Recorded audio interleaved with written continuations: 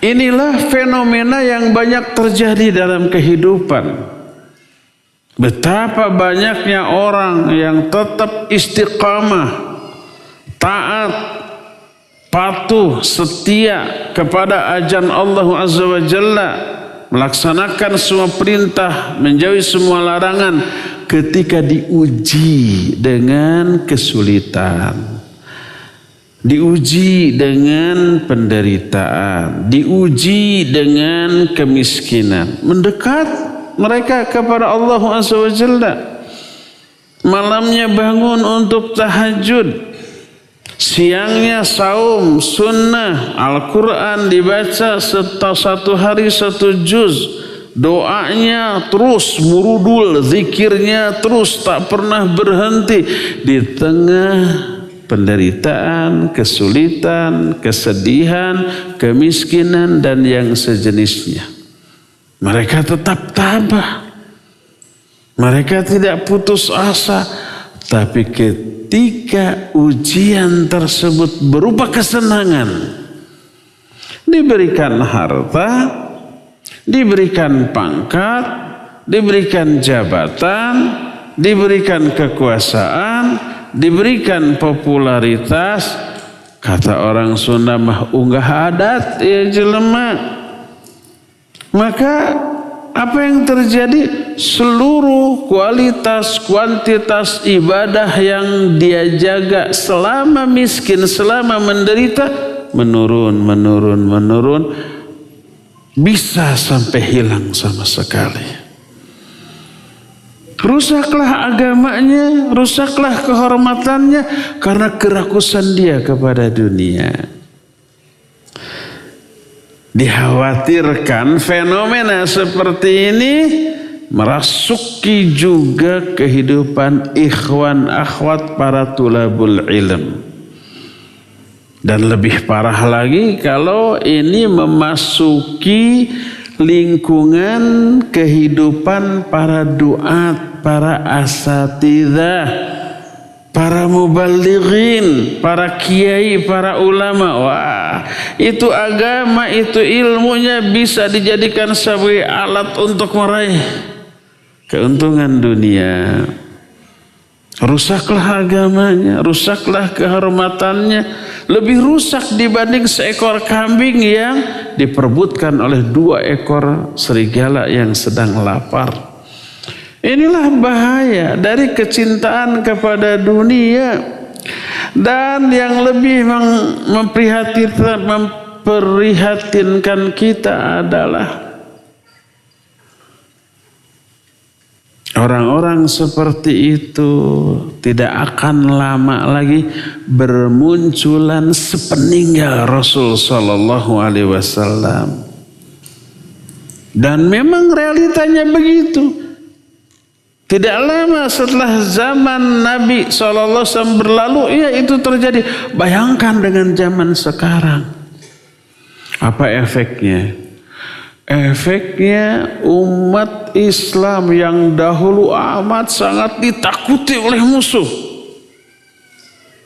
Musuh orang kafir itu lebih takut kepada manusia, kepada kaum muslimin daripada kepada Allah. La antum asyaddu rahbatan fi sudurihim.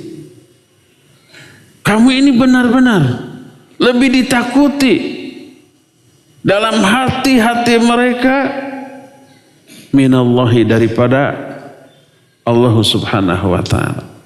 Dahulu itu kepada Nabi dan para sahabat yang kualitas imannya luar biasa, peperangan yang dilakukan yang terjadi antara muslim dan kafir lebih dari 90% dimenangkan oleh orang-orang muslim walaupun jumlahnya sedikit. Badar, perang Badar maksudnya bukan Ustadz Badar. 300 melawan 1000 menang. Uhud 700 melawan 3000 awalnya menang walaupun akhirnya kalah karena ada ketidaktaatan. Ahzab 3000 melawan 10 atau 12.000 menang Mu'tah 3.000 melawan 200.000 menang. Kam min fi'atin qalilatin ghalabat fi'atan katsiratan biiznillah. Betapa banyaknya pasukan kecil bisa mengalahkan pasukan besar dengan izin Allah Azza wa Jalla. Apa senjatanya? Iman.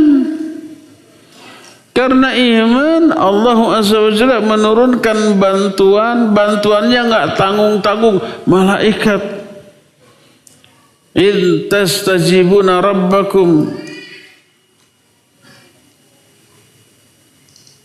in tastaghithuna rabbakum fastajaba lakum anni mumiddukum bi alfin minal malaikati murdifin. Ingat, ketika kalian minta bantuan, minta tolong, berdoa kepada Allah dalam perang Badar, dan Allah mengabulkan permintaan kalian bahwa Allah mengutus 1.000 malaikat yang turun secara berbondong-bondong. Musuh 1.000, malaikat yang turun 1.000. Jangankan 1.000 atau satu malaikat sudah bisa mengalahkan semuanya. Ini 1.000, bayangkan gimana nggak menang kaum muslimin. Itu karena iman. Iman hilang, mereka teriak berdoa untuk membela agama Allah, nggak didengar. Akibatnya apa? Akibatnya tidak ada lagi rasa takut musuh terhadap kaum muslimin. Yang ada kaum muslimin yang takut kepada musuh. Itu disebabkan karena apa? Mereka khawatir kepentingan dunianya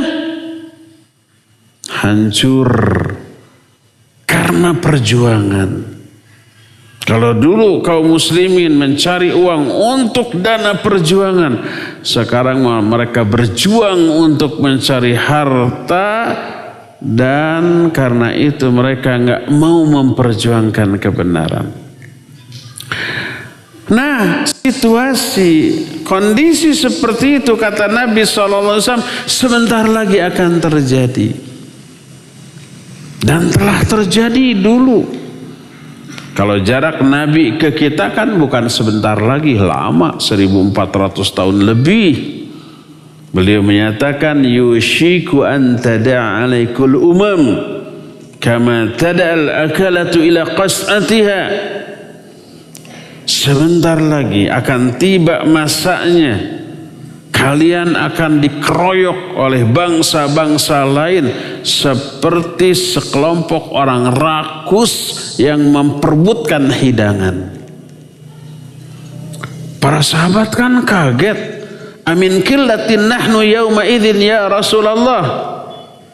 Apakah hal itu disebabkan karena kami sedikit wahai Rasulullah sehingga bisa dicaplok sana dicaplok sini gitu, diperebutkan oleh bangsa lain? Mungkin karena minoritas. Apa kata beliau? Bal antum yauma idzin katsir.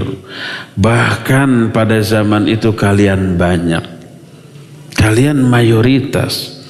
Kalian menang jumlah. Walakinnakum gutha'un ka gutha'is sail. Tapi jumlahnya, banyaknya jumlah kalian itu taubahnya seperti buih atau busa yang dibawa oleh air yang mengalir. Segede apapun buih, gak punya pendirian, dia akan mengalir sesuai dengan arah aliran air. Air mengalir ke sana, ikut ke sana. Air mengalir ke sini, ikut ke sini. Air diam, buih diam. Gitu kan? Banyak, nggak ada bobotnya. Lalu apa yang terjadi setelah Nabi menyatakan walakin gutha'un ka gutha'is sail. Kalian banyak tapi seperti buih yang dibawa oleh air mengalir. Wa sayanzi annallaha fi sudurikumul mahabbata minkum. Lalu Allah mencabut rasa takut di dalam hati musuh-musuh kalian. Musuh kalian gak akan takut lagi kepada kalian. Karena kaliannya tidak menakutkan lagi bagi mereka. Terus Allah campakkan kepada hati kalian satu penyakit namanya penyakit tuahan. Wala yaqdifanna fi qulubikumul wahan. Allah campakkan penyakit tuahan kepada kalian. Para sahabat bertanya, wa mal wahnu ya Rasulullah, apa wahan itu ya Rasulullah? Hubbud dunya wa karahiyatul maut. Cinta dunia dan takut mati. Tuh, itu efek cinta dunia mengakibatkan musuh pun gak takut lagi walaupun jumlah kita banyak.